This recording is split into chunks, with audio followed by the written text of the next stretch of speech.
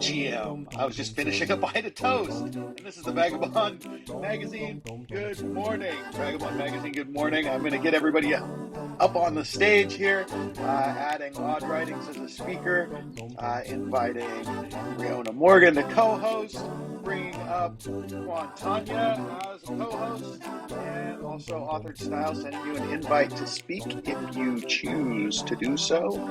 There is no requirement to speak, of course. You can speak or not speak however you like. That's the rules here. The rules are do as you like. Let's see. You know what I've forgotten to do is I have forgotten to set up something to record this glorious morning experience. So while I do that, I'm going to hand the mic over to Quantanya, and please just say hi and hand the mic off to Odd Writings and Riona. When you're done with that, I'll get the recording set up. Hi, good morning, good evening, happy Monday. It's been such a great month. How are all of you doing? I haven't been here in so long. I've taken a break to be with family, but I've missed all of you. I've missed this space, and I'm so happy to be part of this conversation today. So I'm gonna hand over the mic to Riona, and hi. Hello. Good morning, everyone. This is Rana Morgan. I'm editor-in-chief of Vagabond Magazine. And Quanta, it's so amazing to hear your voice again and to see you and spend time with you. I'm so glad that you've been able to spend some time with family. And I am getting ready to starting Wednesday. Family. It's going to be so wonderful and amazing. I'm so excited for all of that. And Odd Writings, it's wonderful to see you. And our friend who joins us periodically, Authored Style, that's wonderful too. And CD, I hope you're getting all of the recording mechanisms up and running. And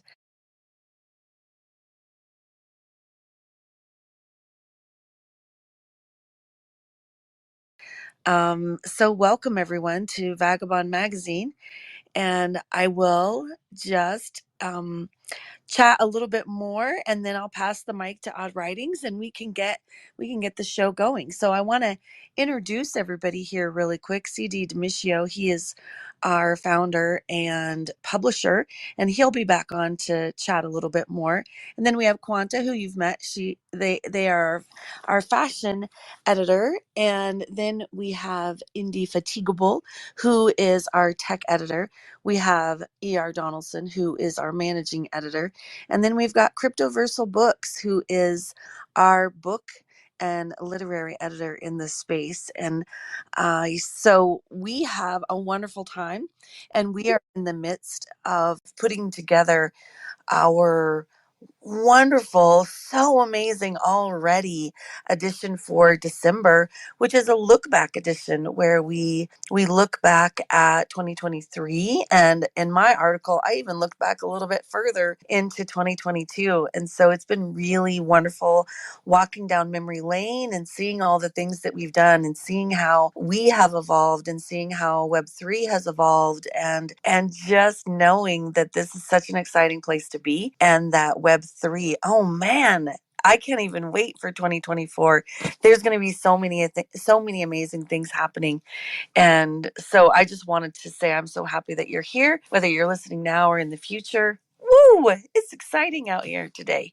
So I'm going to pass the mic to Odd Writings, and please jump on in. And I'm glad that you're here. Thanks. I just wanted to say hello to everybody. I've got my coffee, so I'm just now becoming aware of my surroundings. And I always love coming to this space and contributing whatever I can. So I'm looking forward to the next edition. I was going to ask you guys when the next magazine was going to come out. So it sounds like it's coming out soon. So that's good news. So I'm going to jump back in here. The recording software has been giving me so much problems lately. I don't know exactly what happened. It was all working perfectly.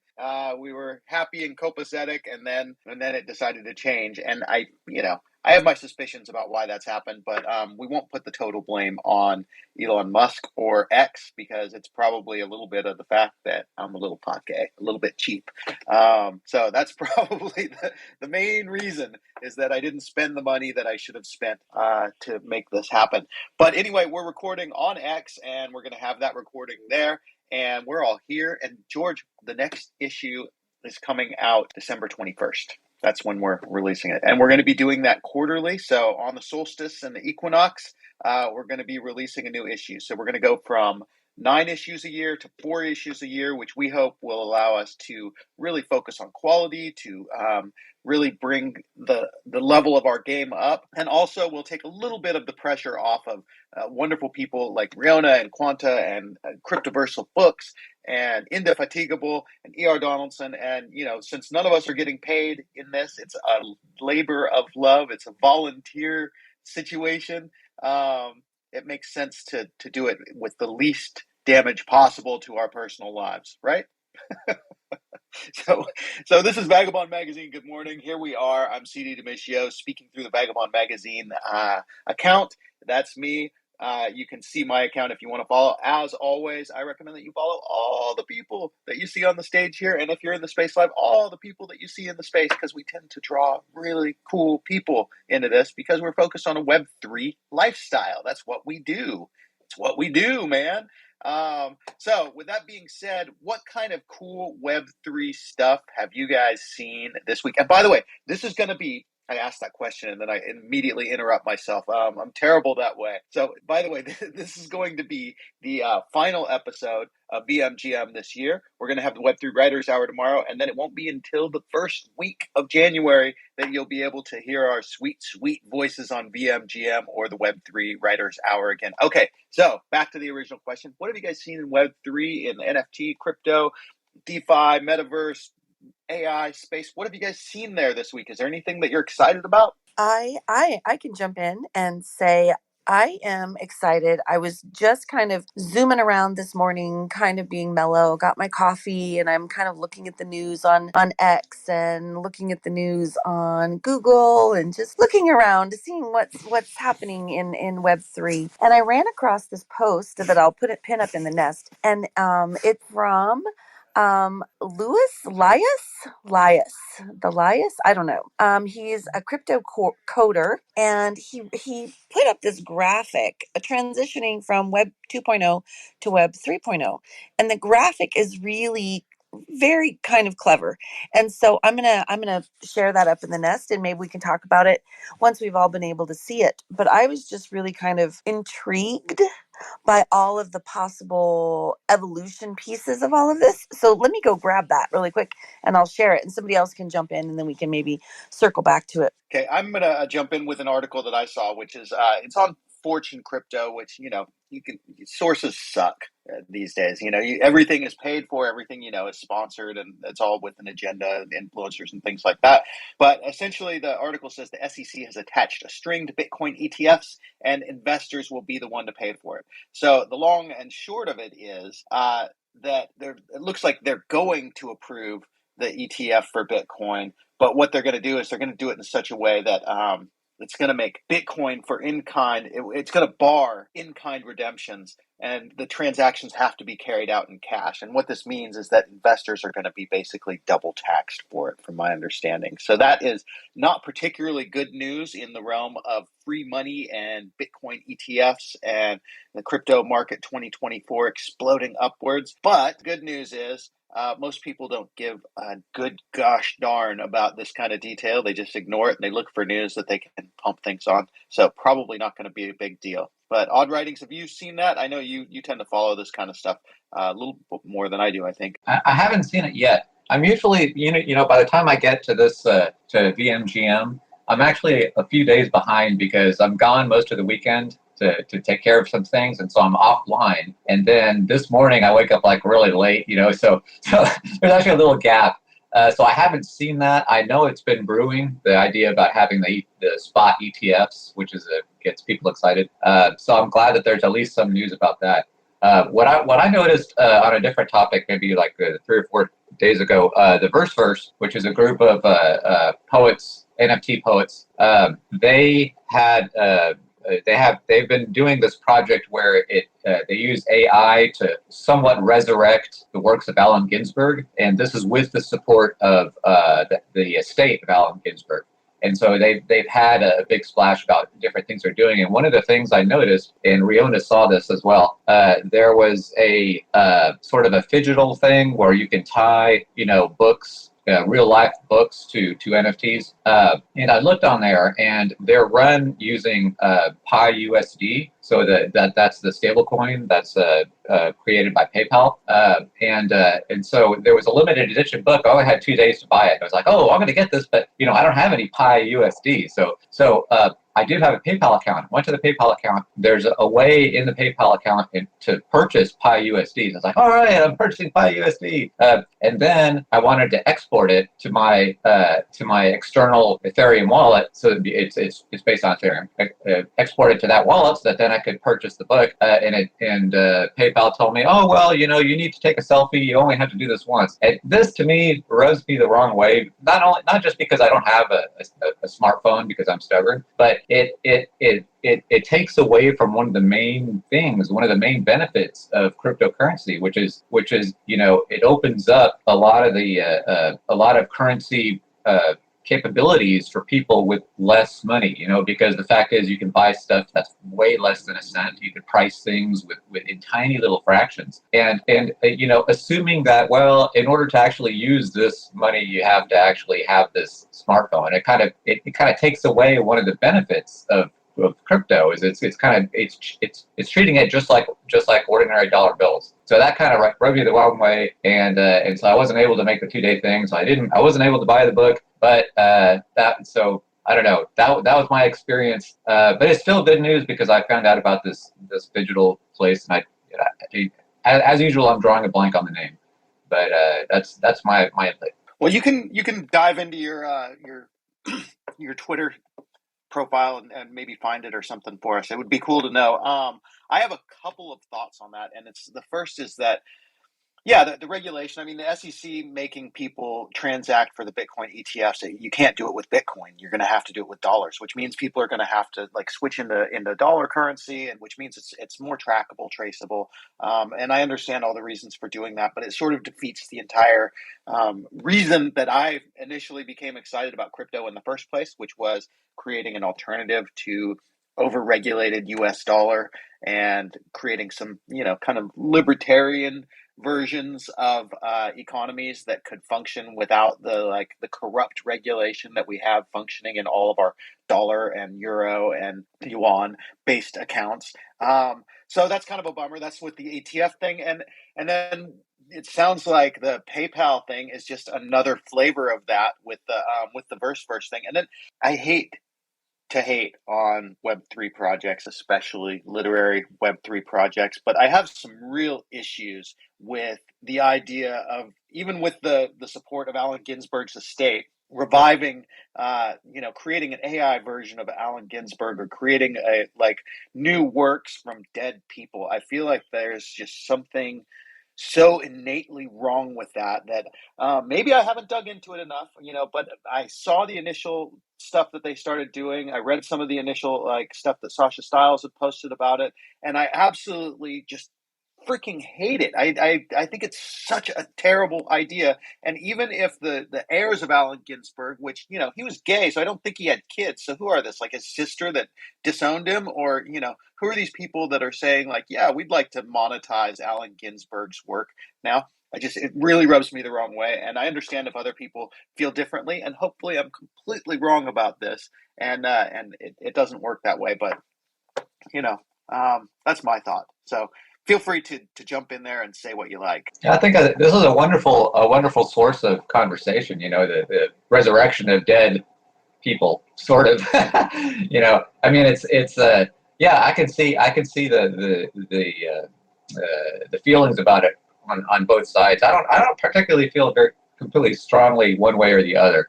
I guess maybe I have to think about it further about the philosophical implications of this.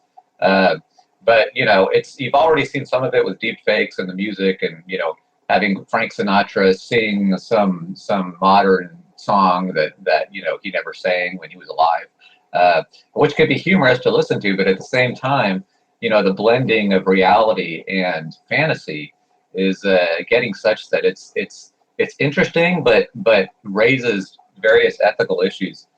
So it's a good source of conversation. Yeah, George, my issue was more that they are the verse seems to be putting this forth as the work of Allen Ginsberg, and yeah, they're saying that it's like, but they're sort of putting it forth as the work of Allen Ginsberg, and that's really the part that rubbed me the wrong way was the fact that if somebody wants to create something with AI, if someone wants to create fake Frank Sinatra or AI Frank Sinatra, I feel like that's fine, but if you want to put it forth as the work of Allen Ginsberg, just resurrected and dead, but done with AI. That to me just feels, ugh, it's so ick. Anyway, it's again. Hopefully, I'm completely wrong about that, and I'll be completely proved wrong about it, and my ick is needless. Hey, I see T. Dylan Daniel joined us. Let's see if we can get him up on the stage and involved in this. Hey, Dylan, we're talking about dead people and what it means what it means to represent them in Web3. Specifically, we're talking about the verse and their use of Allen Ginsberg's name. Okay, well, we can move on to something else if nobody else has anything to say about that. Riona, I've looked at that graphic that you posted up in the nest, the transition from Web 2 to Web 3. It's interesting, and yeah, I like it. So what are your thoughts on this? Well, my thoughts. Well, one, I want to jump in and give my 2 cents on the resurrecting prior author and putting forth new works. And I think that I don't know exactly what the verse is doing. I think that I'm hoping, because I know many of the people who are connected to the verse. I'm hoping that they're doing wonderful things, ethical things, lovely things to honor Allen Ginsberg, and then whoever they choose to honor next. And I, as much as it would be amazing to resurrect Edgar Allan Poe and say, okay, write us a new poem, write us a new short story, I think that would be impossible to achieve, and I hope that does not happen. I hope that those kinds of things don't happen unless it is done in the sense of, in the style of, to honor, to memorialize, to commemorate, to celebrate, and not put forth as this is a new poem by Edgar Allan Poe, and try that. I don't know. I really feel like that would be a disservice to the writer themselves, and so that's my 2 cents. I'm hoping it's all coming from a place of honor and respect and care and love, and so I hope that that's what's happening. And then to transition to my the graphic that I found, I am just so intrigued by it. I just really think that it's so interesting, and I looked through the different pieces, and I was like, oh, ENS, ENS, I know what that is.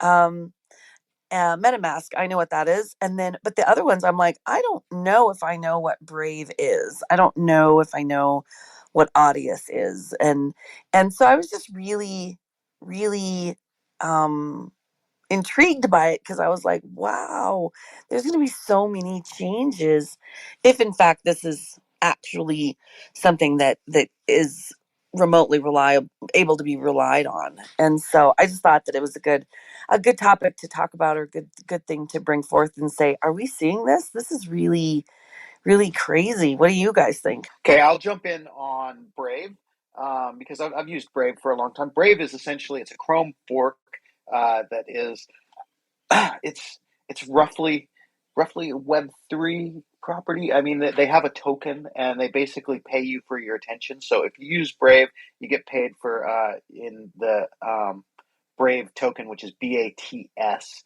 You get paid for going to websites and basically browsing using Brave. So I don't use it all that much, but I end up getting paid 2 or 3 BAT a month, which I think at this point ends up being 18 to 20 cents, something like that. At one point, Brave was higher. The BAT token was higher, but it's never been a huge moneymaker, but the idea is neat that you're actually getting paid for your attention. And it seems to be a secure browser that has a wallet built in. There's some security features that are there that are good, but it is dependent on Chrome. So I don't know how Web3 can we say that really is. Dylan probably knows more about that. I'll go through the other ones that I know there. ENS. I think ENS is great. I haven't dove into how you could do things like build a website using an ENS yet, and that's something I'm really interested in learning and doing. Having when you type in vagabond.eth, having it actually go to a website as opposed to just using it as a translator for my long and unwieldy wallet address. The other ones on there that I've used are Filecoin. Filecoin is a really interesting project, and it's essentially creating a sort of IPFS. Again, Dylan probably knows more about that, and if we get indefatigable on here as well, we can probably learn every detail. And as far as MetaMask being a substitute for PayPal, maybe I'm not certain that it functions quite the same way, but I mean you can collect payments on MetaMask, so I guess it's that. So that's my thoughts on the ones that I know. George, I see your hand up, so let's hear what you have to say on it. Well, I just have to say on Brave, I use Brave quite a lot, and the interesting thing about the attention business, what it is it's supposed to be a thing where you get paid for advertise for paying attention to advertising, but it turns out they change. I don't know if it's a change in their policy or if it's been like this forever, but you don't even have to click on the advertisement as long as you receive the little pop up. That's fine. So it actually makes no difference whether you click on it or not. So some people don't realize that, and so every time they see the thing, they're like, "Oh, I want to get paid, X number of fraction of a cent." So they click on that advertisement, no matter what it is, and that kind of screws up their thing about, well, how do we know what this person really likes? It screws up their algorithm. So they actually wrote an article one time saying, "Hey, just click on the things that you really care about, and that actually helps everything, and then you'll end up getting paid the same." And also, just real quick about the verse first. I need to read up more on it, but I would, since I also know many of them, I would be very, very surprised if they were not treating the Allen Ginsberg thing with a lot of respect, because that's just I can't imagine them doing that, and I certainly don't want to put forth that impression that they're doing it in that way. Anyways, that's what I'll say. Yeah, and I'm sure you're right. I'm sure my outrage is sort of mistargeted, but it's just the idea of it that sort of rubs me the wrong way. But there could be a whole different way to it. I mean, I'm not even real sure who the Allen Ginsberg estate is, so that's probably for all we know that could be like the heirs of his lover, who probably would have been his husband if he'd lived in a different time. So. I don't know. Yeah, I don't have a lot of input on the other things in the list. I recognize it right away. I have to be careful when I use the thing is I'm on a desktop, right? But I'm using an Android emulator in order to speak on this thing. Even though I know you can now do it sort of natively, it actually works better through this emulator. But I have to be careful when I click around because it's real easy for me to crash it. So part of the reason why I haven't looked for the source and tried to do things in the background while I'm in the space, because I kind of don't want to be rugged out, even though I end up actually getting rugged out after about 50 minutes, 55 minutes. It's almost a timed thing. But in any case, I'm not able to see very much of that image without freaking myself out that I'm going to kick myself out of the group. Fair enough. Okay, so fun note on Allen Ginsberg and the Beats. I actually have 1 degree of separation from Allen Ginsberg through a friend of mine in France. I've stayed at the Beat Hotel in Paris, where the Beats actually were notoriously staying, and also at the Beat Hotel in Tangier, where they lived and worked and raised hell, apparently. So William S. Burroughs, big personal favorite of mine among the Beats, more so than Jack Kerouac or Allen Ginsberg, but also, a controversial fellow himself. So I don't know. Maybe this verse thing will work out. I'm just expressing my outrage without knowing the full details, which is always something that's great, right? I'm American, so that's why we get to do that. That was totally valid. Totally valid thing. All it was, we talked briefly about the verse resurrecting, so to speak, in quotes, resurrecting Allen Ginsberg and having some poems created through AI in the style of Allen Ginsberg. Uh, and we were thinking about the ethical implications of that. And since you're very big on consciousness and the philosophy behind consciousness, we thought maybe you might have some input, assuming that you're aware of the project. That's pretty much it. We weren't expecting something especially concrete from you, but we figured maybe this is a line for Dylan to get into the conversation. Yeah, that seems really interesting. Well, everybody's heard me talk about AI has heard me compare it to like a telescope. It lets you see further and it lets you see more detail maybe than you could see otherwise. And there's an idea that's really old in my philosophy. Like the first paper I ever published as a philosopher was called The Lexicultural Propagation of Concepts, and I got to take that around to Southern California and around Texas a little bit here, and kind of just introduce people to the concept that I'd come up with called lexiculture, which is the discussion of basically the interplay between culture and language. So if you study linguistic anthropology, what you'll find is that all languages are equally well adapted to their environment, and the vocabulary, the sum total of which in a given language is known as the lexicon, is sort of an emerging space that's always developing. And it develops as a function of the relationship between the environment and the subject. So the perceiving subject and the perceived environment that subject is interacting with.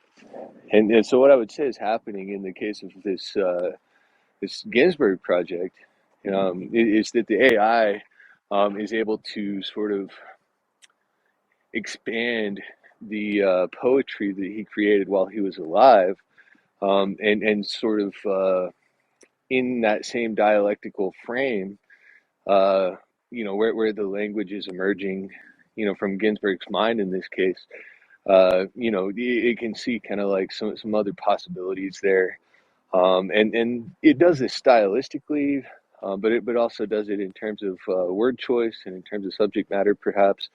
And so there's kind of this really interesting sort of virtual space in between language and culture. And I would say that, from a philosophical standpoint, if we're trying to talk about the ontology of this phenomenon of basically using AI to create really good fake works by literary artists, poets and writers and so on, basically you're simulating uh, a speech act by this person. Um, and so anyway, if we're in philosophy land and we want to talk about the way that something about the world is, some aspect of the world, it's always good to remember uh, that perception is a unity, and basically what that means is that it's all one. It comes in the way that you perceive it, and it's unalterable. And then you can represent that by creating arbitrary divisions. And in so doing, you're always creating what they call a dialectic. Well, what's a dialectic? The answer is that, a dialectic is essentially a way of looking at an issue such that there are two poles, which are antonyms or opposites of one another. And then you're also exploring everything kind of between those. So in this dissection and this analysis, is really what it is. What happens is that you gain a full understanding of kind of what the issue is. And so in this case, the issue is, what would a speech act by Allen Ginsberg look like? And so seemingly from the ether, the AI is able to, either create or discover these linguistic theorems that even strong Allen Ginsberg fans might say could possibly have been speech acts uttered by him during his life.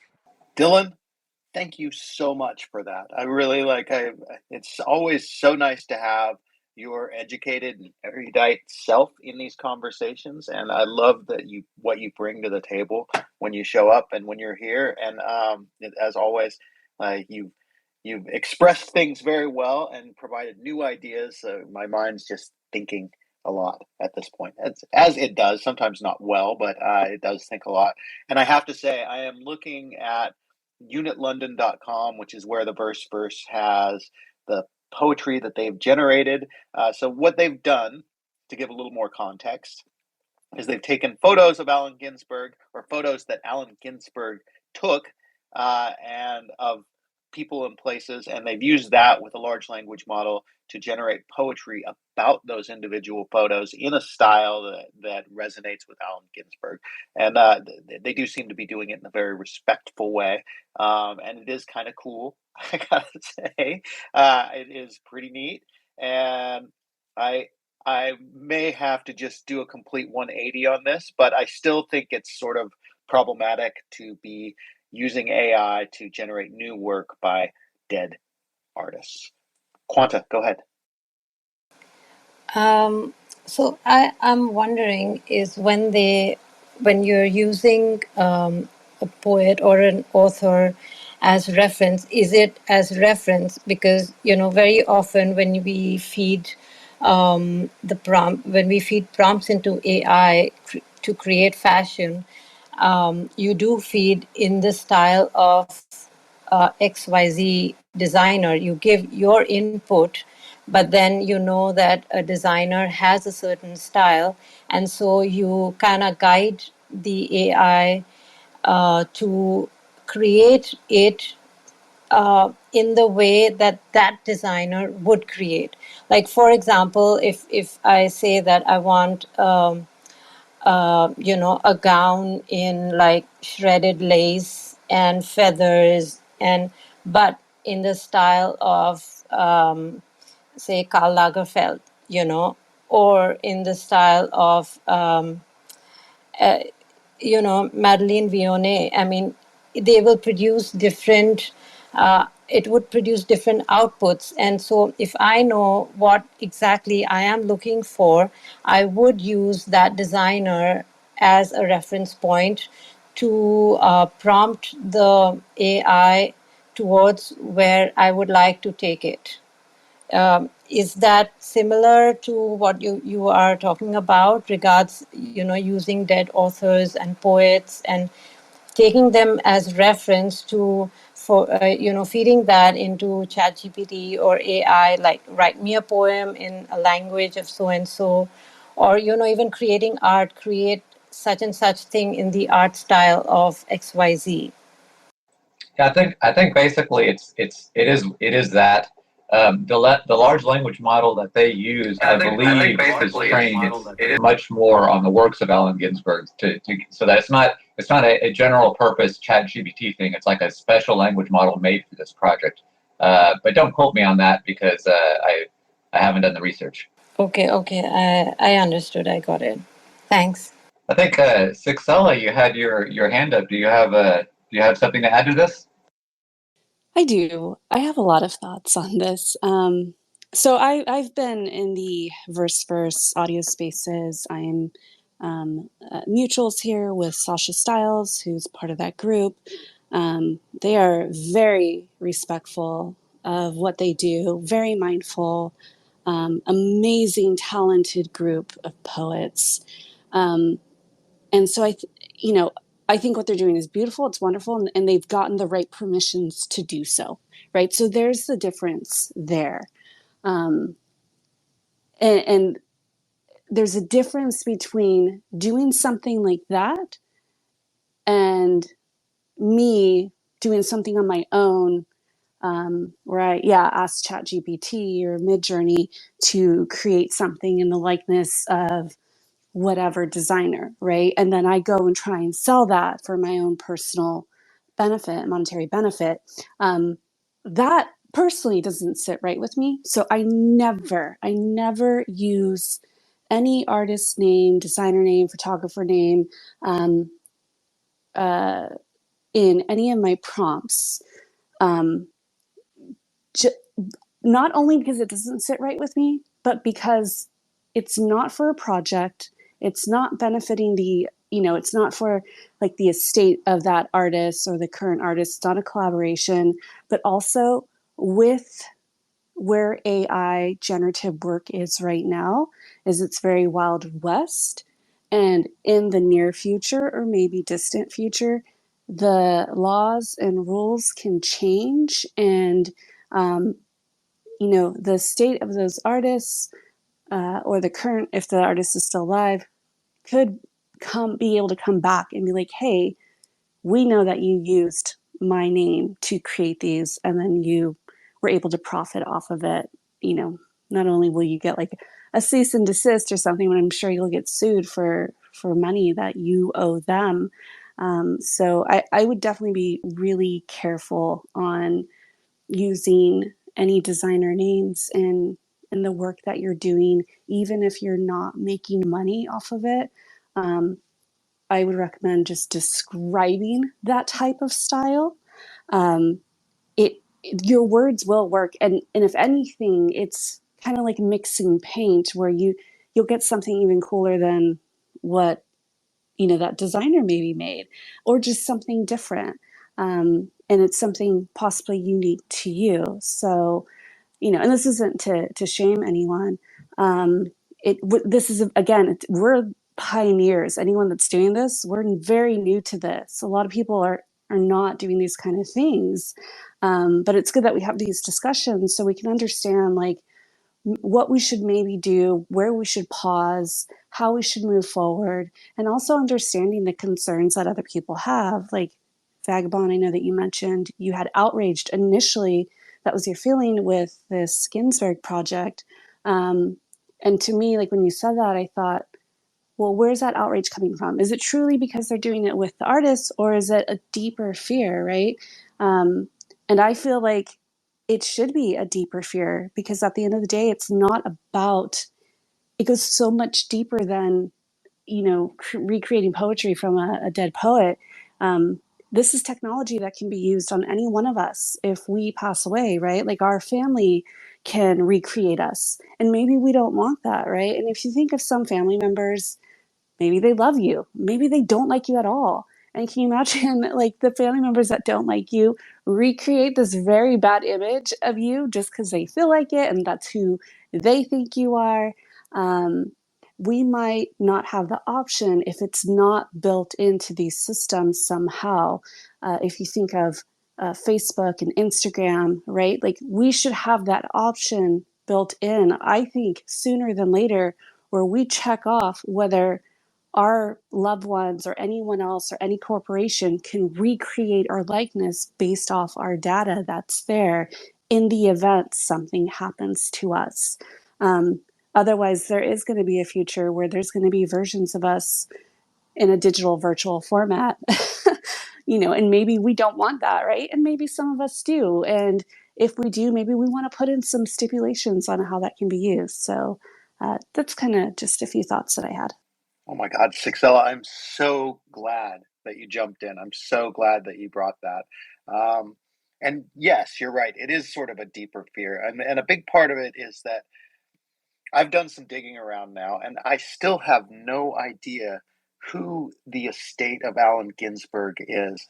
I've looked at it. I found like a lawyer on LinkedIn who like represents he's the executor of the estate of Allen Ginsberg, but I don't know who this is. And I just feel like without Allen Ginsberg's express permission that we run the risk, or without anyone's express permission, that we run the risk of crossing a line that personally I don't think we should be crossing. And I really applaud you for your not using people's names or designers' names or artists' names in the creation of AI stuff. And you're right, like you can do it by description without using someone's name, which is just a clear violation, in my opinion, of really, I don't know, intellectual property, I guess, or style, or core self, or being as a creative. That's where a lot of this comes from, this outrage. And looking at the verse thing, and knowing a lot of those people, I'm not surprised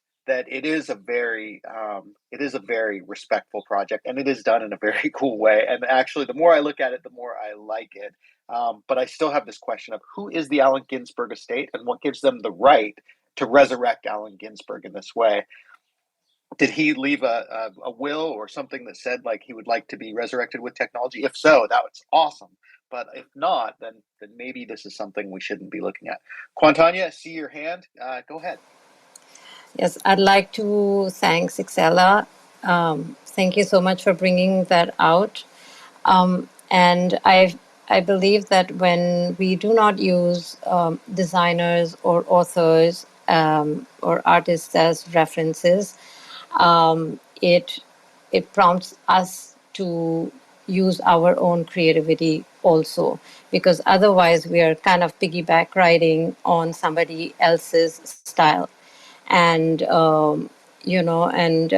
yes, the initial fears of people using AI, it was so easy, and AI is gonna take over us. And I still get feedback from people that, oh, what have you done in it?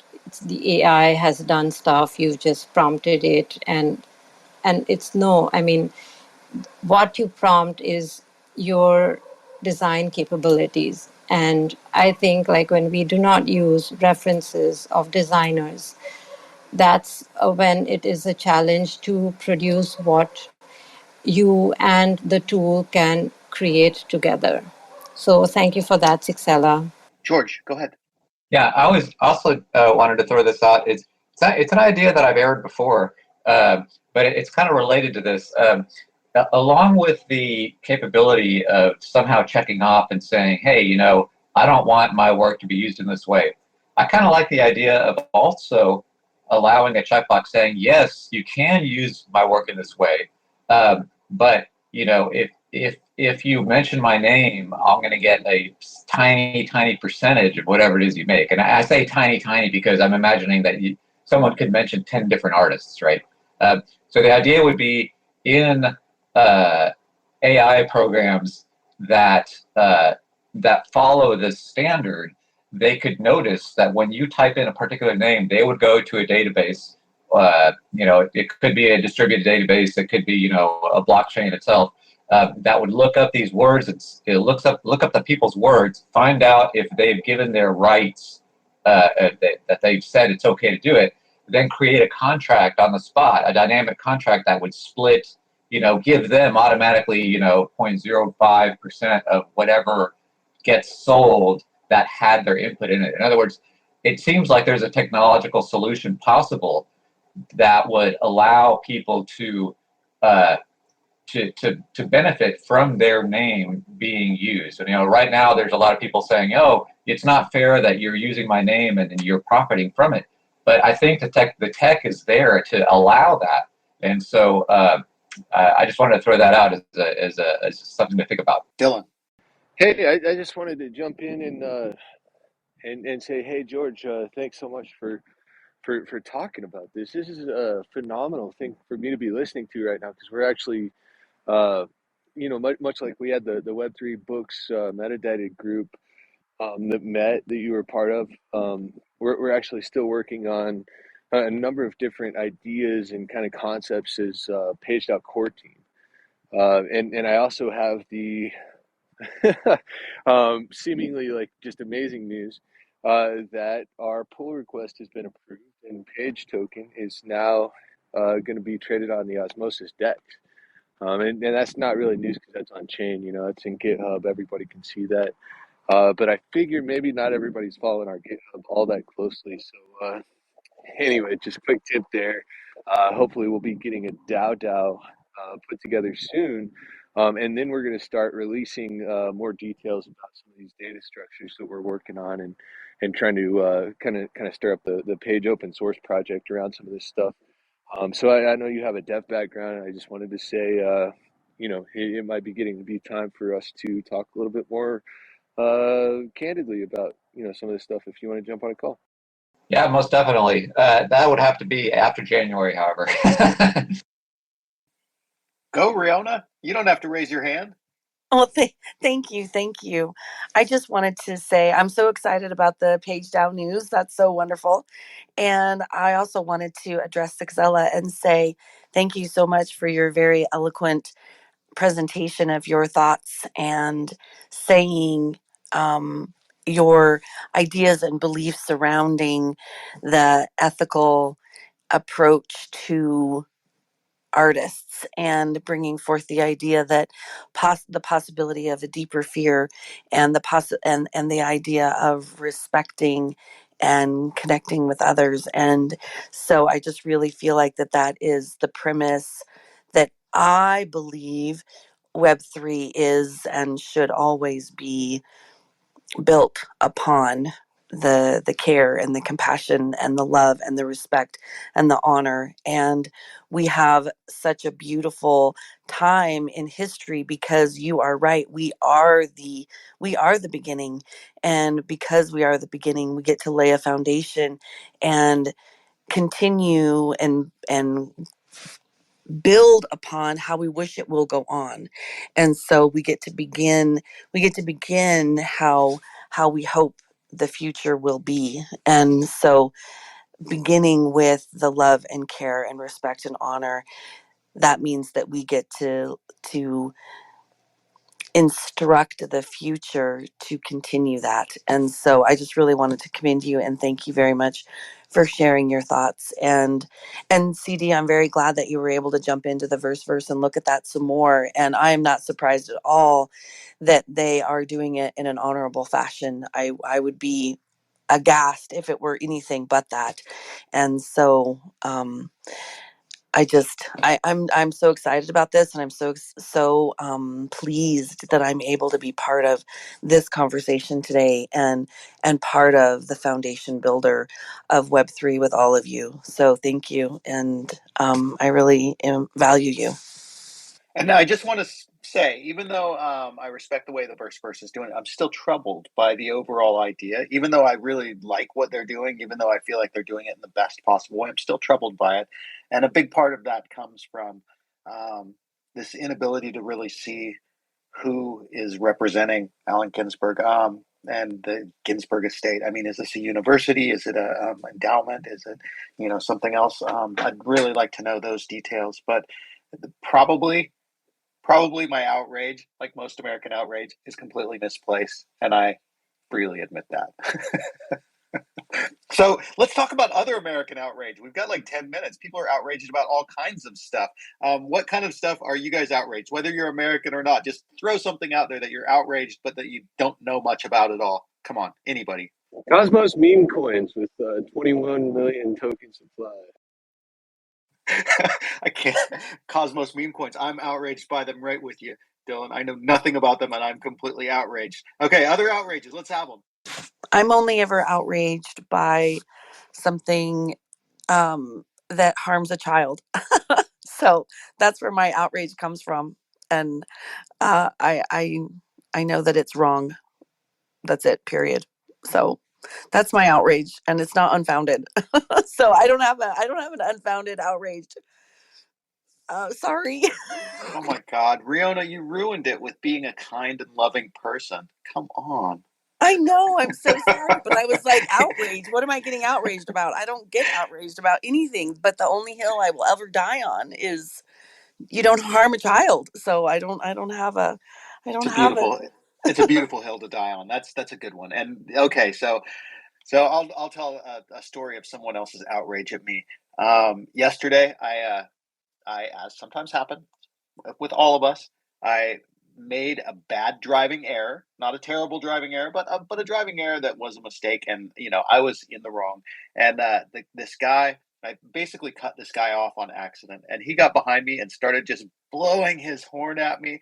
And we don't honk horns in Hawaii, like that just does not happen. So this guy's just like honking his horn, and my kid's in the car, and she's like, "Oh my God, Daddy, what's going on? Are you gonna get in a fight with this guy?" And I was like, "No, we're not gonna get in a fight." So I pull over to the side and I roll down my window so he can pull up to me and roll down his window. And he yells at me a little bit. And he's like, "You're going to cost out your blah, blah." And he's yelling all this stuff at me. And I just looked at him and I smiled and I said, "Yeah, you're really upset about this. I'm so sorry you're so upset." And the guy just looked at me and he felt, I think, confused, because I think he thought I was going to yell back at him or something. And then he rolled up his window, gave me the finger, and drove away. And my daughter was like, "Daddy, what did you mean by that?" And I was like, "Well, I meant that I'm sorry he's so upset about it. Like, nobody got hurt, and I made a mistake, and um, you know, that's that." But so that was my non-outrage moment when someone else was outraged with me, and I have to give credit to that 10 days of meditation for that, because probably 3 weeks ago I would have probably rolled down my window and thrown the finger at the guy before he got the chance to express his outrage. So it's nice to have the means to take a moment to cool down or something. Okay, so that was my outrage. Come on, we can talk about whatever, you guys. Don't make me talk anymore. I'm going to reveal too much. I think let's bring Web3 into this. Okay, so let's take your moment of outrage, well, your moment of non-outrage, and the moment of the outrage of the other guy, and so blend this in with Web3. So say you have a small suite of drones, maybe 3 or 4 drones. They're personal drones. They kind of follow you around. They have little cameras, and they're capturing information. This is like something I've been imagining. So imagine that you have these drones, and in this case, they're following your car, right? And so they can verify various things about, they could interact with the lidar in your car and help you to not hit other people and whatever. But they could also film situations such as what you experienced.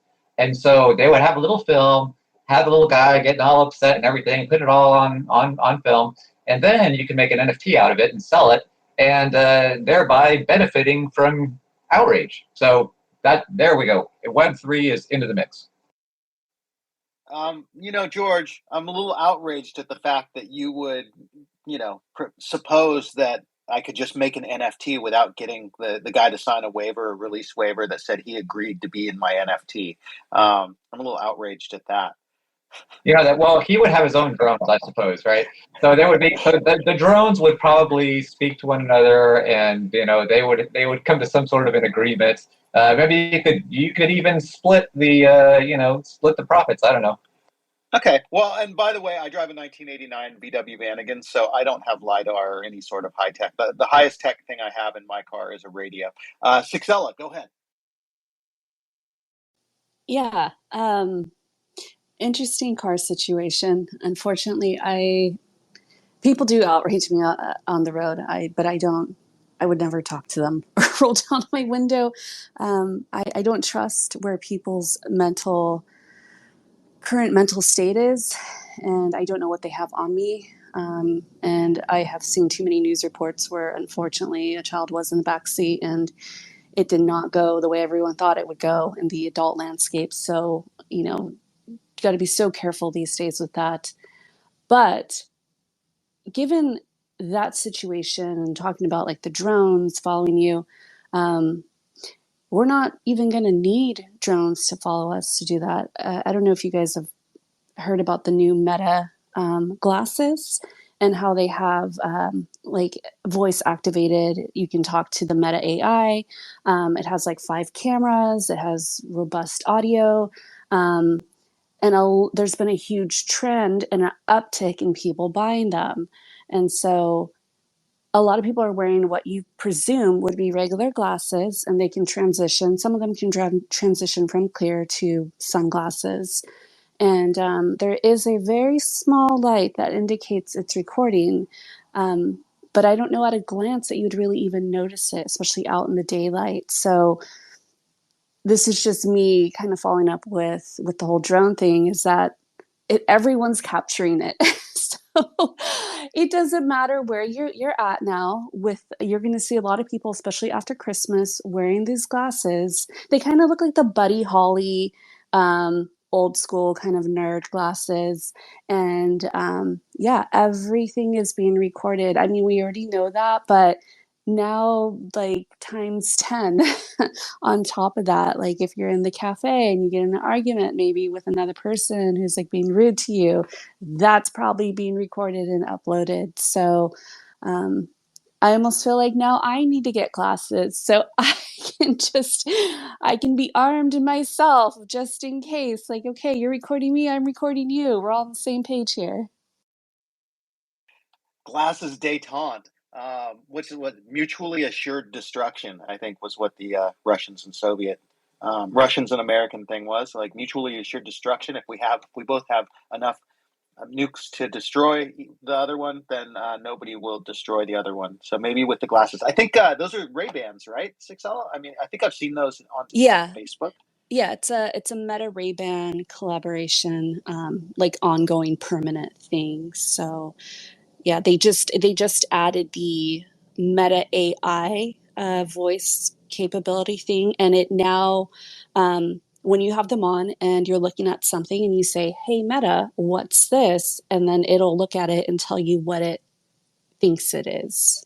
Oh my God, I forgive me, but I think I'm gonna buy a pair. I think I want some. Just for fun, not for mutually assured destruction. That might be the birthday present that I give myself. Which, by the way, we're just out of time, you guys, but we can continue for a second. I'll give a couple of quick announcements. So first of all, we're gonna be here tomorrow for the Web3 Writers Hour, same time, same place on X, but we will not be back until the 8th and 9th. I think maybe it's the 7th and 8th. But anyway, we'll be back in the first week of January with those. The next issue of Vagabond Magazine comes out December 21st, and that will be the last issue until March 21st. We work on the solstice and equinox because we love the moon and the day and the night.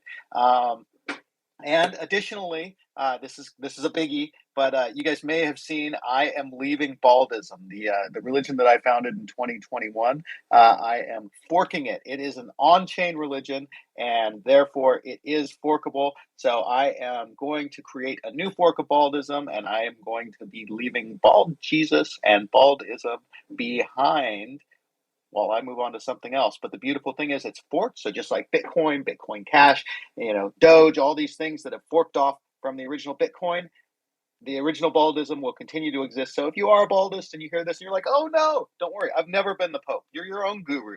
And that's been the mission of Baldism in the first place, was to teach everybody that you should be the Pope of your own religion, essentially.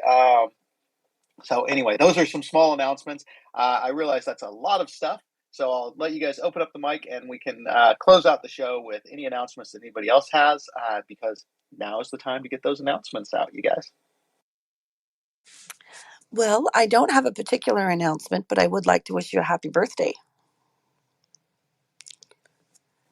Aw, thanks. You're welcome. You're welcome. Anyway, and I just want to send a round of love and care to everyone here in the space today, and thank you all again so much for coming and sharing your wisdom and insight with us. And I can't wait for the new issue to come out and then look ahead for the March issue. But there's going to be lots of really fun things happening in between, so stick around and hang around and see what we're up to. And I'll pass the mic to Quanta.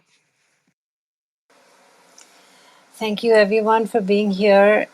It was a very, very interesting, a very deep conversation. A lot of talk on ethics and where we're moving ahead. And yeah, have a great year end and happy holidays. We'll see you around in January. George and Sixella, you guys are on the stage. You're welcome to close out if you like. I don't have any announcements, but I just want to say it was really wonderful talking with all of you and having this very thoughtful and constructive conversation. These are very much needed, and you guys are such a great community to do it with. So I hope everyone has a great holiday few weeks here, and eat food, be merry, and stay safe. Yeah, I would echo that. Happy holidays to everybody. I I've started the next book in my series. I think it'll probably be out in April sometime. And I'm going to try to expand the NFTs associated with it to Solana. So that's going to be one little change there, because I try to support as many blockchains as I can. So I want to like try to add a new one every time. But that's how it's going for me. It'll be a while before I can finish that thing. Well, okay, so that wraps up this year of Vagabond Magazine. Good morning, VMGM. We hope to see you in 2024 and in other spaces and places up until that point. But for now, happy holidays, everyone. No matter what you celebrate or how you celebrate, we hope that you're happy, filled with joy, love, life, and everything else. Aloha.